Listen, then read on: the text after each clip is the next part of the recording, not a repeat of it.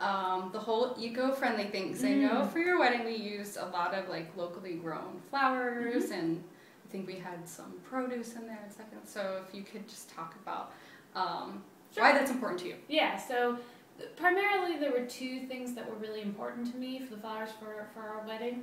One was, you know, obviously I wanted them to reflect our personality, and my husband and I are very, you know, food-centric. You know, having the food be great at the wedding was also a high priority for us. So, you know, I really wanted the flowers to tie into that, and I had seen some examples of bouquets that used, you know, herbs, and, you know, you see all kinds of succulents be used. So we really wanted to tie in those elements. So the food element being important to us, and Carly was able to represent that excellently.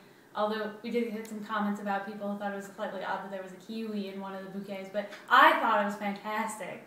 I think Greg's grandmother tried to take a bite though, so that was a little bit interesting. But no, I mean, I think the bouquets came out great. Also, the location that we used had a lot of succulents and that kind of greenery in the area, so to have the bouquets and the centerpieces reflect that really tied it all together. So that was one major component.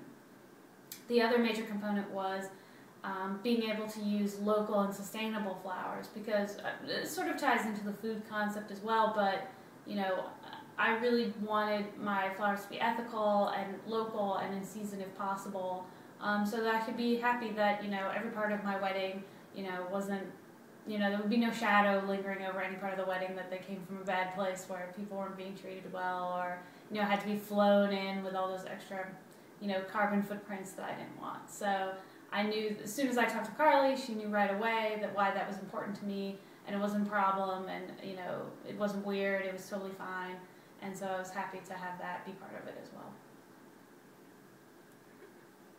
Awesome. Thank you. I'm like, can we just keep